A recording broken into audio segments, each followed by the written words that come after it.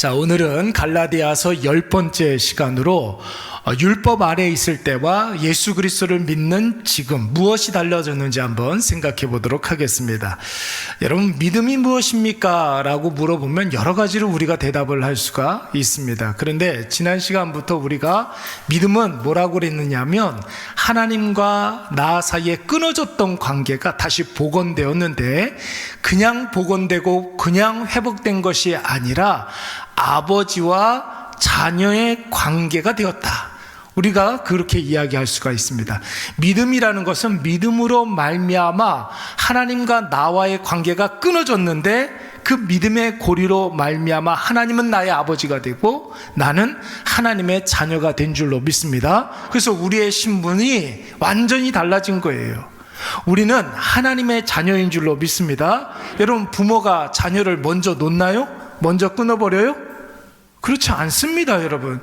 정상적인 가정 가운데, 가정에서는 부모가 자녀를 먼저 끊지 않습니다. 하나님께서 우리를 꽉 붙잡고 있는 그 사랑에서 여러분 우리를 절대로 놓지 않는다는 사실을 꼭 믿으시기 바랍니다.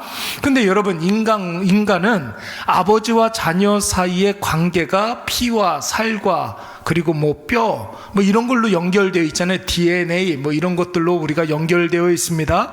그런데 하나님과 나와의 관계에서는 무엇으로 연결되어 있을까요? 약속. 무엇으로? 약속으로. 예. 하나님의 약속으로 하나님과 내가 아버지와 자녀의 관계가 된 거예요. 그래서 이 오래된 약속을 뭐라 그래요? 오래된 약속. 옛구자 써서 이 구약이라고 그러잖아요. 새로운 약속은 뭐라 그래요? 신약이라고 그러잖아요. 예. 약속으로 하나님과 나와의 관계가 복원이 된 거예요. 그래서 구약에서는 약속을 하시고 약속을 위해서 일하시는 하나님을 소개하기 위해서 하나님의 이름을 여호와 이렇게 이야기하는 것이고, 신약에서는 예수 그리스도가 이 땅 가운데 오심으로 말미암아 약속이 이루어졌죠. 그래서 약속이 이루어졌기 때문에 하나님을 우리가 뭐라고 그러는 거예요? 이 여호와라는 표현을 안 쓰고 아버지라는 표현을 쓰는 거예요. 그래서 구약에서는 여호와, 신약에서는 아버지 이렇게 이야기하는 거죠. 구약 성경을 읽다가 여호와라는 그런 말이 나오면 이거는 약속과 관련된 하나님의 호칭이다, 이렇게 생각해도 무방합니다. 오늘 본문의 말씀이 이것을 이야기하고 있는 거예요. 예수 그리스도 이 땅에 오시기 전에 율법으로, 여러분, 율법의 역할이 뭡니까? 율법을 우리가 지킴으로 말미암아 끊임없이 나 자신을 부인하면서 하나님 앞에 나아가기를 원하는 것이죠. 근데 여러분, 이게 충분합니까? 부족합니까? 부족하죠, 여러분. 완전하지도 않아요. 매번 반복을 해야 되는 거예요. 율법은 여러분 완전하지가 않아요. 계속 이것을 반복해야만 하는 것입니다. 그런데 여러분, 신약에 하나님께서 약속을 이루심으로 말미암아 누가 오셨어요? 예수 그리스도께서 인간의 몸을 입고 이 세상에 오셨습니다. 그리고 나를 위해서 십자가에 달려서 죽으신 이후에는 누구든지 예수 그리스도를 구주와 주님으로 영접하기만 하면 여러분, 하나님께서 하나님의 자녀가 되는 놀라운 권세를 주신다고 우리에게 약속을 했습니다. 그래서 여러분, 완전한 변화가 오지 않습니까? 어떤 변화가 와요? 완전한 변화. 어떤 변화가 옵니까? 완전한 변화 하면은 클릭하고 이제 화면이 이렇게 딱 넘어가야 되는데 안 넘어가잖아요.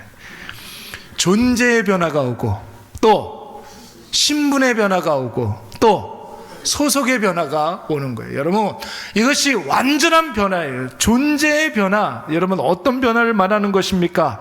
영원한 사망 가운데 우리가 죄인이었어요. 우리는 존재 자체가 죄인이었어요. 근데 예수 그리스도로 말미암아 우리가 어떻게 되었습니까? 구원받은 의인이 된 줄로 믿습니다. 오직 의인은 무엇으로 말미암아 살리라? 믿음으로 말미암아 살리라. 의인이라는 거예요. 이제 죄인이 아니라는 것입니다. 그리고 신분의 변화라는 것은 뭘 의미하는 거예요? 죄의 종이었는데 이제는 여러분, 우리가 하나님의 자녀가 된 줄로 믿습니다. 종의 신분이 아니라 이제는 자녀의 신분이 된 거예요. 감격스럽지 않습니까? 감격스럽지 않아요, 여러분? 예, 그래요. 우리는 이제 죄의 종이 아니에요. 죄에 휘둘리는 자들이 아닙니다. 하나님의 자녀로 하나님의 특권을 누리는 사람인 줄로 믿습니다. 그런데 여러분, 그것으로 끝나는 것이 아니라 우리의 소속은 이 땅에서의 우리의 소속이 아니에요. 우리는 어디 소속입니까? 하나님 나라의 백성이 된 줄로 믿습니다. 하나님 나라의 백성이 되는 거예요. 그래서 우리가 죽으면 육신의 몸을 이제 다 생을 다하면 우리가 어디로 갑니까? 어디로 가요? 여러분, 이 확신이 있어야 될 줄로 믿습니다. 천국을 생각만 해도 여러분 위로가 되고, 천국을 생각만 해도 마음의 소망이 되고, 천국을 소망하면 여러분 우리 마음의 위로를 받으시기 바랍니다. 그러니까 여러분, 우리는 지금 죽어도 무서워요? 무섭지 않아요? 무섭지 않아요, 여러분. 무섭지 않아요. 문을 열고 들어가면 더 좋은 방, 더 큰 방, 우리가 상상을 할 수 없는 상상 초월의 놀라운 세계가 우리를 기다리고 있는 줄로 믿습니다. 그러니까 여러분, 당당하게 사시라고요. 좀 쫄지 마시라고요. 옆에 있는 사람하고 인사하세요. 손잡고 흔들면서 우리 쫄지 맙시다. 시작. 쫄지 맙시다. 쫄지 마세요. 좀 제발 세상 바라보면서 쫄지 마세요. 아니, 우리에게 갈 곳이 있는데 뭘 쫄아요? 쫄기는. 그렇잖아요. 우리는 완전한 변화, 존재의 변화, 신분의 변화, 소속의 변화가 있는 줄로 믿습니다. 그러니까 여러분, 이제 우리가 흔들릴 필요가 없는 것이죠. 절대로 흔들리지 마세요. 자, 우리 1절과 2절 말씀 한번 읽어보도록 하겠습니다. 시작.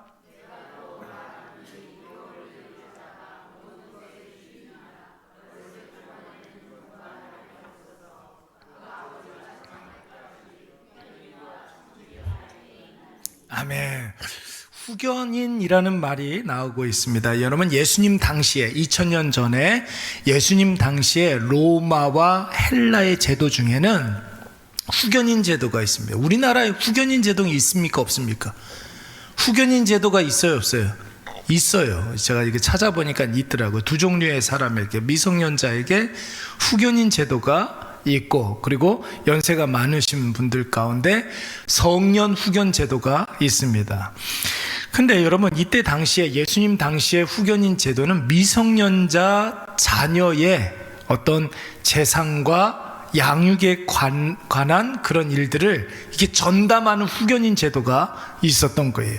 여러분, 이 미성년 자녀의 법적 대리인에는 두 가지 종류가 있었어요. 하나는 파이타고고스, 이런 어떤 후견인이 있었습니다. 파이타고고스. 이게 뭐냐면, 이것은 교육적인 측면에서의 후견인이에요.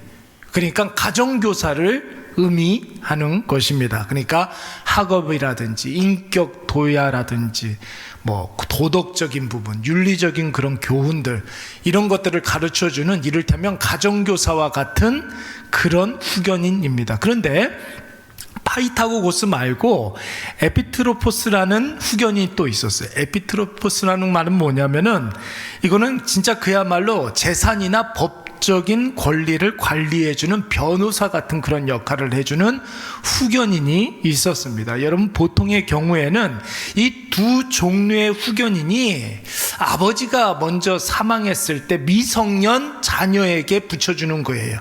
근데 아버지가 살아 있을 때에도 이 후견인 제도가 적용될 때가 있었으니, 이 미성년자가 가지고 있는 중요성 있잖아요. 뭐 이렇게 돈 많은 집에 외동아들이라든지 이런 아들들에게는 이런 법적이고 교육적인 후견인을 세워줬다라는 것이에요.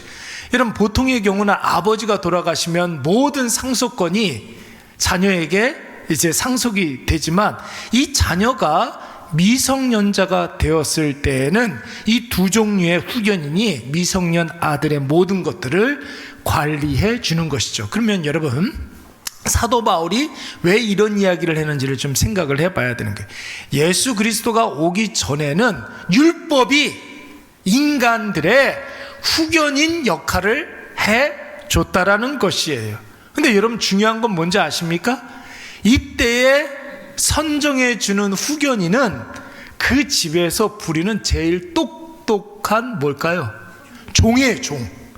종이에요. 어디서 훌륭한 선생님을 데려다가 후견인을 세우는 게 아니라 무슨 뭐 이렇게 고급 로펌에 가가지고 변호사를 세워주는 것이 아니라 그 집의 사정을 잘 아는 그런 종과 노예들 가운데 주인의 아들의 후견인으로 세워주는 것입니다. 그래서 여러분, 상속자는 원래 주인이지만 어느 정도 때가 될 때까지는 이 종의 지도를 받으면서 뭐처럼 사는 거예요? 종처럼 사는 거예요. 종의 지도를 받으니까 종처럼 사는 것 아니겠습니까? 그러다가 여러분, 이 종이, 그러니까 종의 지도를 받았던 이 아들이 성년이 되면 어떻게 돼요? 이제 자신의 권리를 직접 행사할 수 있는 주인의 자리에서 주인의 역할을 감당하게 되는 것이죠. 미성년이었을 때는 종의 종이었어요. 얼마나 비참해요. 그런데 때가 되면 종의 주인이 되는 것입니다. 신나죠? 상상만 해도 신나지 않습니까? 오늘까지는 종의 종이었는데 내일부터는 종의 주인이에요. 얼마나 신납니까? 사도 바울은 이 후견인 제도를 통해서 율법과 믿음의 관계를 지금 설명하고 있는 거예요. 예수님 오기 전에 우리의 상태가 미성년자가 후견인, 즉 율법의 지도를 받지만 예수님이 오셔서 모든 구원 계획을 이루셨을 때에는 우리가 완전히 신분이 바뀌어서, 신분이 어떻게 바뀐다고 그랬어요? 존재의 변화, 신분의 변화, 소속의 변화, 이것이 옴으로 말미암아 이제 후견인, 율법과는 상관없이 완벽하게 자유를 누리고 마음껏 권리를 행사할 수 있게 된 줄로 믿습니다. 그러니까 여러분, 오늘 설교 제목처럼 종의 종이었지만 이제는 종의 주인이 되는 거예요.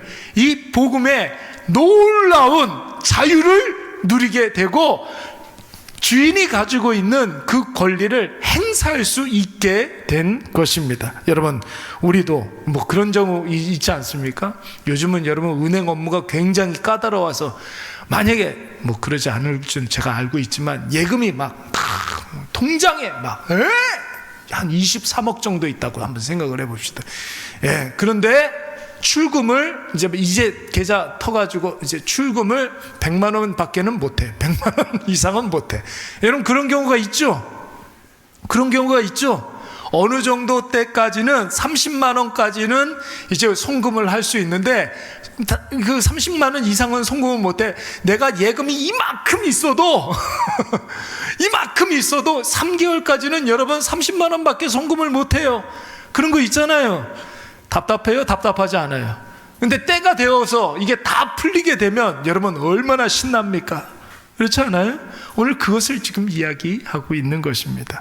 우리도 우리 인생의 과거를 가만히 생각을 해보면 그럴 때가 있어요. 하나님의 때가 이르기 전까지는 몰랐는데 나중에 보니까 어때요? 하나님이 어쩌면 이렇게 세세하고 자세하게 준비해 놨을까? 이럴 때가 있어요, 없어요? 야, 그때는 내가 잘 몰랐는데 시간이 지나서 하나님의 때가 돼보니까 하나님께서 어떻게 이렇게 퍼즐 조각을 잘 맞춰가지고 오늘을 위해서 나한테 이런 것을 준비해 놓으셨을까? 여러분, 그런 거 느낄 때 있습니까? 없습니까? 그렇죠. 마치 아버지가 아들을 위해서 후견인을 세워놓은 것처럼. 그래서 우리가 여호와 이레의 하나님을 찬양하는 줄로 믿습니다. 여호와 이레의 하나님 뭐예요? 준비하시는 하나님. 여러분, 한번 질문해 보겠습니다. 우리 인생을 살면서 사람이 준비한 것이 이루어집니까? 하나님이 준비한 것이 이루어집니까? 하나님이 준비한 것이 이루어지는 것이지 사람이 준비한 것이 이루어질 수도 있겠죠. 그런데 여러분, 먼저는 하나님이 준비하신 것이 이루어지는 줄로 믿습니다. 물론 인간도 준비해야 되겠지만 결국 하나님이 준비하시고 하나님이 예비하신 것이 이루어지는 것입니다. 그래서 제가 전에 그런 이야기를 한 적이 있어요. 준비는 내가 하는 것이 아니라 누가 하는 것이라고요? 아우, 목사님, 내가 준비된 다음에 할게요. 준비는 누가 하는 거예요? 준비는 누가 하는 거예요? 하나님이 하시는 거예요. 그러니까 여러분, 그러니까 준비를 열심히 하고 뭔가 계획을 열심히 세우세요. 준비하세요. 근데 여러분, 결국 일을 이루시는 분은 누구시라고요? 하나님이 하시리라. 여러분, 이것을 꼭 기억하시기 바랍니다. 그러니까 여러분, 우리 한번 요거 한번 읽어볼까요? 예측대로 되는 게 아니라 말씀대로 되는 줄로 믿습니다. 우리 한번 읽어보겠습니다. 시작. 내 예상대로, 내 예측대로, 내 계획대로, 내 준비대로 되는 게 아니에요. 여러분 이거 꼭 기억하세요. 이거를 여러분 믿지 못하면 열심히 살지만 결국은 그 열심이 불평이 돼요. 이걸 믿지 못하면 내가 최선을 다해서 심혈을 기울여서 정말 열심히 하지만 여러분 나중에는 후회밖에 안 나요. 원망이 되는 거예요. 이거를 기억하지 못하면. 여러분 하나님의 말씀대로 되는 줄로 믿습니다. 말씀이 약속한 대로 말씀이 합력하여 선을 이루는 그때에 하나님이 특별히 사용하시는 방법대로, 그러니까 우리에게는 어느 날 갑자기가 될 수가 있지만 여러분 하나님 편에서 봤을 때는 하나님의 치밀한 섭리와 준비와 역사의 결과가 되는 줄로 믿습니다. 그러니까 여러분 우리는 그런 거예요. 하나님의 역사가 나타날 때는 어느 날 갑자기 하나님의 기적이 나타나고 표적이 나타나고 놀라운 역사가 나타나는 것 같아 보이지만 하나님은 그 일을 위해서 우리가 보이지 않는 곳에서 치밀하게 역사하신단 말이에요. 일하신단 말이에요. 내가 알면 이해를 못할까 봐 하나님께서 일일이 다 설명해 주면서 일하시는 것이 아니라, 그러면 여러분 반발할 수가 있으니까, 이해가 안 되니까. 그런데 하나님께서 우리가 알지 못하는 상황에서 치밀하게 역사하셔서 어느 날 우리에게 딱 보여주실 때가 있다고요. 그때 여러분 그때 그 기쁨 생각만 해도 막 통쾌하지 않습니까? 그렇죠. 여러분 그때가 분명히 와요. 여러분 신약과 구약 사이를 중간기라고 이야기를 합니다. 신약과 구약 사이. 신약의 여러분 마지막 성경이 뭐예요? 말라기. 그리고 구약의 마지막 성경이 말라기. 신약의 첫 번째 성경이 뭐예요? 마태복음. 그러니까 말라기와 마태복음 사이가 한 400년에서 450년 정도가 된단 말이에요. 요거를 뭐라고 그런다고요? 중간기, 그렇게 이야기해요. 요게 한 400년에서 450년경. 근데 여러분 요 때에는 하나님께서 직접적으로 계시하지 않으세요. 선지자도 나타나지 않아요. 근데 이때 하나님께서 쉬고 계실까요? 주무시길까요? 아유 잠깐만 한 400년만 좀 쉬자 이러고 하나님께서 아무 일도 안 하시는 거예요? 아니죠. 그때에는 여러분 하나님께서 어떻게 역사하셨냐면 역사적인 어떤 사건으로, 눈에 보이는 어떤 사람을 통하여서, 어떤 역사의 한 큰 사건을 통해서 하나님께서 역사하신다는 거예요. 근데 그것을 다니엘서라든지 스가랴서라든지 이런 데서 이미 다 예언을 해 놓으신 바였습니다.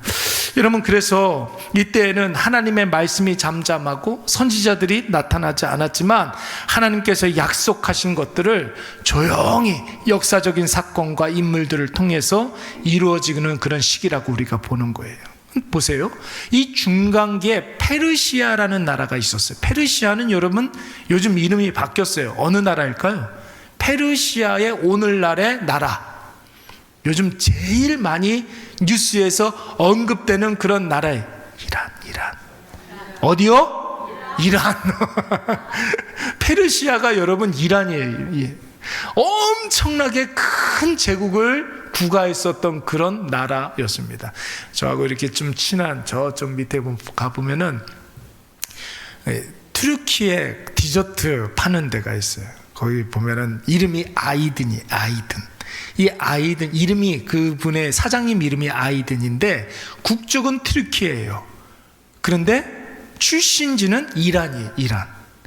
이란 사람들은 자기네들이 페르시아 제국이라는 그 자존심, 그 자존감이 어마어마합니다. 어마어마해요. 다른 중동 국가 중에서도 여러분 그 자존심이 제일 세기로 유명한 그런 사람들이에요. 이 페르시아 제국이 세워짐으로 말미암아 여러분 그때 이스라엘 백성들이 뭐 했습니까? 그때 페르시아 제국에서 바벨론 포로 생활을 했단 말이에요. 그때 여러분 율법이 재정비가 되고 회당이 세워지기 시작했어요. 회당이 세워졌다는 건 뭘 말하는 거예요? 하나님의 말씀을 체계적으로 가르치기 시작했다는. 그리고 예배가, 우리 예배당 있잖아요, 교회의 모델이 되는 데가 바로 바벨론 포로기에 세워졌던 회당이 교회의 모델이 되는 것입니다.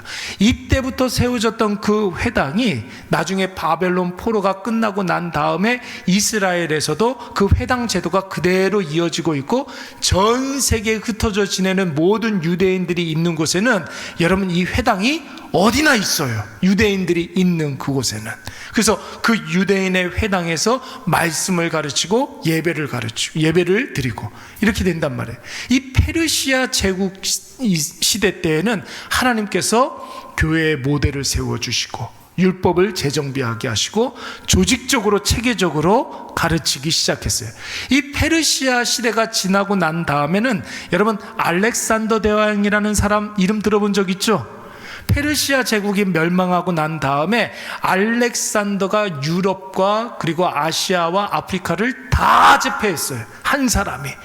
이 사람이 20살부터 33살까지 그렇게 재위를 했었는데, 이때 당시에 여러분 제일 중요한 역사가 뭐냐면은 헬라어가 세계 공통어였어요. 헬라어가 세계 공통어가 됩니다.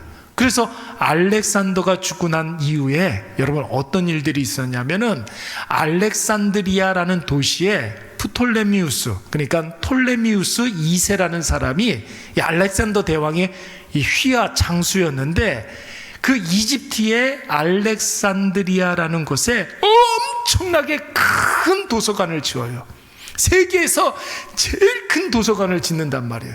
그리고 전 세계에 있는 모든 책들을 다 모아요. 여러분 그때 무슨 책도 모았을까요? 성경책. 근데 여러분 보세요. 구약 성경, 그때만 하더라도 구약 성경밖에 없었는데, 구약 성경은 여러분 히브리어로 쓰여져 있잖아요. 그때 당시에 헬라의 많은 사람들이 헬라어가 공통어인데 헬라어 성경이 없으니까 여러분 어떻게 했겠습니까? 히브리어 성경을 헬라어로 번역하는 일들을 했었단 말이에요. 그래서 이스라엘 지파가 몇 개의 지파입니까? 몇 개 지파예요? 12개의 지파에서 제일 똑똑한 사람들, 학자들 6명씩 뽑았어요. 제일 똑똑한 사람, 각 지파당 6명씩 뽑았어요. 자, 그러면 몇 명? 72명이죠. 그래서 우수리 떼고 70인경이라는 성경을 만들었으니, 그 성경이 뭐냐면 구약의 히브리어로 쓰여져 있는 그 구약 성경을 헬라어로 번역한 것이 바로 히브리어 성경이 이제 헬라어 성경이니까 70인역이라고 그렇게 이야기한 거예요. 여러분 70인역이라는 성경 들어본 적은 있죠? 70인역 못 들어보셨으면 끄덕끄덕. 예. 이게 그렇게 해서 생겨난 거란 말이에요. 그러니까 여러분 알렉산더 시대에, 이 헬라 제국 시대에 뭐가 번역됐다고요? 성경이 번역이 된 거예요. 자, 그러면 여러분 이 성경이 보급이 되어야 되잖아요. 어떻게 보급이 됩니까? 지금이야 여러분 뭐 이렇게 이메일로도 이렇게 보내고 카톡으로도 보내고 그렇게 했지만, 여러분 옛날에는 2000년 전 당시에는 여러분 사람이 이거 직접 갖고 가야 되잖아요. 그런데 여러분 가는 데마다 다 길이 뚫렸습니까? 못 가는 데가 훨씬 더 많았죠. 예, 이 나라에서 저 나라 가려면은 여러분 진짜 막 석 달 열흘씩 걸리고 막 그랬잖아요. 다 걸어서 가야 되고 배 타고 가야 되고 막 그러니까. 그런데 여러분 알렉산더가 죽고 난 다음에 헬라 문명 위에 로마 제국이 세워지는 거예요. 로마 제국은 여러분 전쟁에 능한 그런 제국 아닙니까? 그래서 모든 길은 어디로 통한다? 로마로 통한다. 이 로마 제국이 제일 많이 했었던 일은 뭐였을까요? 길 닦는 일이었어요. 예, 그러니까 보급품도 가야 되고 군사들도 가야 되고 마차도 가야 되고 말도 가야 되니까 전 세계를 여러분 길로 쫙쫙 뚫어놓은 거예요. 그 길을 따라서 무엇이 보급된다고요? 성경이 보급되기 시작하는 거예요. 누가 하는 일이에요? 누가 하는 일이에요? 예, 뭐 하나님의 말씀을 공부하고 번역하고 그것을 보급하고, 여러분 이것이 다 하나님께서 하시는 일인 줄로 믿습니다. 이런 것을 보면 여러분 구약과 신약 사이에 약 450년 동안 하나님의 말씀이 나타나지 않는 것 같아서 답답해 보였지만, 선지자도 없어서 하나님의 통치가 희미해진 것처럼 보였지만, 여러분 하나님 한 번도 쉬지 아니하시고 우리를 위해서 일하시는 분이신 줄로 믿습니다. 페르시아 제국을 통해서 회당이 생기고 말씀을 가르치고, 헬라 제국을 통하여서 언어가 통일되게 해서 성경이 생기게 되고, 로마 제국을 통해서 길이 닦여짐으로 말미암아 복음이 전파되기 시작했던 것입니다. 여러분, 이것을 우리에게 한번 적용해 보십시오. 과거에는 이게 무슨 의미가 있나 했던 것들이, 여러분, 지금은 그거 없었으면 지금 어쩔 뻔했나, 이런 것들이 얼마나 많습니까? 그렇죠? 언뜻 생각나는 거 뭐가 있을까요? 그때는 답답하고 그때는 힘들었는데, 지금 내가 이거 없었으면 어떻게 할까? 저도 이제 막내 아들로 태어났잖아요. 저희 어머니가 그때 당시에는 좀 노산이에요. 그러니까 제가 이렇게 듣기로는 어머니가 갑자기 제가 생겼다는 거예요. 갑자기. 그래서 먹고 살기 힘들어 죽겠는데 셋째가 생기니까, 여러분 얼마나 당황스러워요. 그렇죠? 할 일이 많은데 셋째가 생겼으니 얼마나 당황스럽습니까? 어떡하지 고민하다가 어떡하지 고민을 계속했대요. 고민을 9달까지 했다는 거예요. 어쩔 수 없이 나왔다는 거예요. 예. 근데 여러분, 없었으면 어쩔 뻔했어요. 표정이 왜 그래요? 화면 보고 없었으면 어쩔 뻔했었어요. 신권사님, 예? 저희 어머니 신권사님, 신철수 권사님. 예. 여러분에게 이런 일들이 얼마나 많습니까? 아마 여러분들도 아마 자녀들 중에 그런 자녀들이, 이거 어떻게 낳아야 되나 말아야 되나 막 그러다가 9달 동안 고민하다가 나와가지고 정말 그 자녀 때문에 기쁨이 충만한 그런 일들이 되게 많잖아요. 또 자격증이나 기술이나 경험, 그거 할 때는 너무 힘들었는데, 그 자격증 따기 너무 힘들었고, 내가 지금 이거 잘하고 있는 건지, 내가 이걸 따가지고 무슨 영화를 보려고 이러는 건지 고통스럽고, 기술을 습득할 때 내가 이런 수모를 당하면서 이 기술을 습득을 해야 되나 막 이런 거 있었는데, 지금 그걸로 먹고 사는 거 있어요 없어요? 있죠. 거의 대부분 다 그렇지 않습니까? 저도 이제 부교육자 생활을 오래 하지 않았습니까? 여러분, 그때는 이게 무슨 의미가 있나 그런 생각을 좀 많이 해요. 제가 이렇게 세보니까 부교육자 생활 한 25년 한 것 같아요. 25년 동안 이게 무슨 의미가 있나. 특히 이제 어떤 거 있었느냐면, 일반적으로 예배를 이렇게 드릴 때 중고등부 아이들이나 청년부 예배를 이렇게 드릴 때는 일반적인 설교를 하잖아요. 주일 설교를 하잖아요. 근데 수련회를 갔을 때는 특별한 설교를 해야 된단 말이에요. 수련회는 여러분 별식을, 맛있는 그런 여러분 음식을 해가지고 아이들한테 먹여야 되는 것 아닙니까? 그러니까 그때에도 특별한 설교를 준비를 해야 되는 거예요. 그러니까 여러분, 아이들은 은혜 받으려고, 은혜 받기 위해서는 수련회 가야 된다고 하는데, 은혜를 받기 위해서는 잘 준비가 되어 있어야 되는 것 아니겠습니까? 그럴 때 하는 그런 설교는 여러분, 아이들에게 좀 이렇게 재미도 있어야 되고, 감동도 좀 있어야 하고, 또 집중력도 흐트러뜨리면 안 되고, 또 심령에 꽉 때려박는 그런 말씀을 이렇게 잘 박힌 못처럼 이렇게 땅 쳐줘야 된단 말이죠. 그렇잖아요. 근데 그때부터 그래서 제가 어떤 설교를 했냐면 PPT 설교를 한 거예요. PPT 설교를 한 거예요. 이거 PPT라고 그러거든요. 파워포인트. 네. 그 당시에는 여러분, 저처럼 이렇게 화면 띄워놓고 설교하는 사람들이 거의 없었어요. 그때는 빔 프로젝트도 좀 굉장히 흔하지 않았던 그런 때였고, 그랬으니까 이렇게 설교하는 사람들이 거의 없었습니다. 근데 저 나름대로 필요하다 싶어서 이렇게 하다 보니까, 이제 어느 날 이렇게 좀 이렇게 교회 이렇게 시작을 하고 개척을 하고, 교회 개척을 하자마자 뭐가 터졌어요? 코로나가 터진 거예요. 빈 예배실에 저 혼자 예배를 드리는 거예요. 온라인으로 예배를 드리는데, 이게 누가 이렇게 집중력 있게 이걸 보겠나, 그런 생각이 들더라고요. 그래서 제가 여러분 PPT를 만들기 시작한 게 지금까지도 만들고 있는 거예요. PPT 이렇게 옆에 띄워놓고서 설교를 하니까 조회수가 쭉쭉 올라가더라고요. 구독자도 쭉쭉 올라가더라고요. 예, 그러더라고요. 여러분, 누가 이렇게 써먹을 줄 누가 알았겠어요? 누가 알았겠느냐고요. 하나님께서 훈련시켜 주신 줄로 믿습니다. 하나님께서, 그때는 여러분 너무 힘들었어요, 이거 만들기. 예. 근데 내 필요에 의해서 그냥 만들고, 내가 설교가 약하다고 생각을 하니까 이걸 만들면서 아이들하고 이렇게 하다 보니까 여러분 결국 써먹게 되더라고요. 누가 하신 일이라고요? 하나님이 하신 일이에요. 또 여러분 설교도 그렇지 않습니까? 목회자가 여러분 요즘 이렇게 보면은 젊은 목회자들이 굉장히 많잖아요. 뭐 젊거나 뭐 이렇게 연세가 드시든 간에 목회자들이 교회를 이렇게 딱 처음에 개척을 하고 시작을 하게 되면 제일 힘든 게 뭔지 아십니까? 제일 힘든 게 뭔지 알아요? 사람이 안 모이고 그런 거는 여러분 일반적인 그런 어려움들이기 때문에 누구나 다 당하는 그런 건 어려움이에요. 근데 목회자 입장에서 가장 큰 어려움은 뭐냐면은 설교가 너무 많은 거예요. 보세요. 주일 설교해야죠. 오후 예배 설교해야 되죠. 또 뭐 해야 돼요? 새벽 예배 5번, 6번 해야 되잖아요. 수요 예배 또 해야 되잖아요. 금요 기도회 또 해야 되잖아요. 설교가 너무 많은 거예요. 그런데 여러분 부교육자 생활에 하면서 설교 많이 할 것 같아요? 부교육자 생활하면서 설교 많이 할 것 같아요? 아니에요. 그렇게 못해요, 여러분. 설교 그렇게 많이 못한단 말이에요. 근데 저는 여러분 하나님 은혜예요. 이전 교회에 있을 때 담임 목사님 그렇게 설교 많이 안 했어요. 주일 예배하고 수요 예배밖에 안 했어요. 나머지 설교는 다 누가? 제가 했어요. 새벽 예배 5일 다 하고, 수요 예배 같은 경우는 간간히 목사님 저한테 시키고, 금요 기도회는 말도, 금요 기도회는 말도, 청년의 말도, 말뚝인 설교가 되게 많았어요. 근데 그게 훈련이 되는 거예요. 그게 훈련이 되니까 개척하고 난 다음에 설교 준비하는 것 때문에 어려움이 있었을까요? 없었을까요? 없어요. 저는 하나님이 훈련시켜 주신 줄로 믿습니다.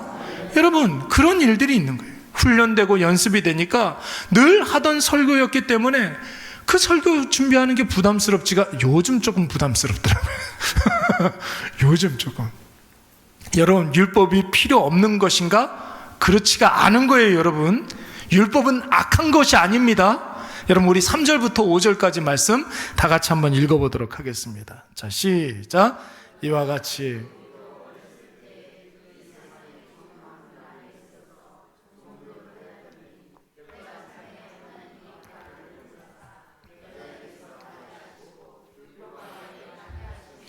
율법 아래에 있는 자들을 속량하시고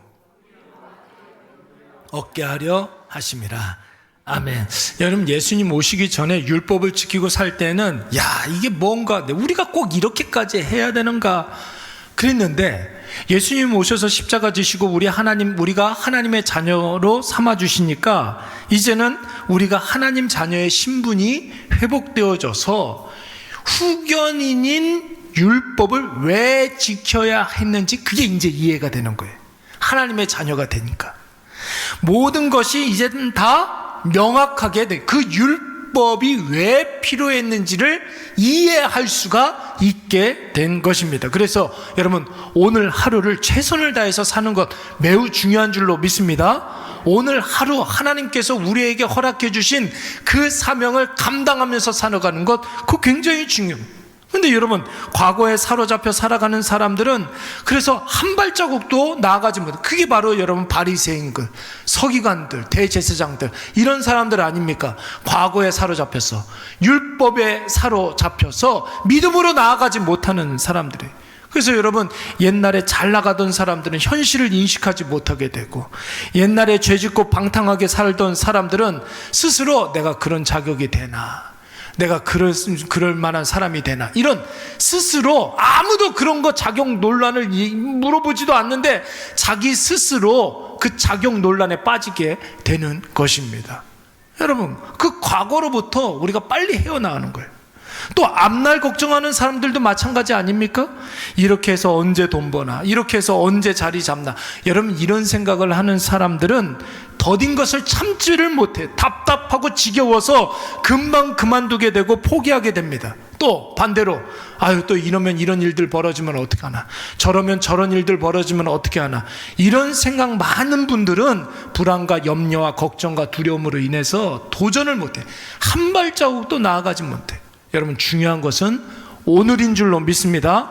오늘 나에게 주어진 일들에 최선을 다하고 그 일을 묵묵히 감당하는 것이, 그러면 오늘 나의 모습이 계속 쌓이고 쌓여서 언젠가는 오늘 내가 하는 일로 인해서 하나님의 뜻이 이루어질 때가 분명히 올 줄로 믿습니다.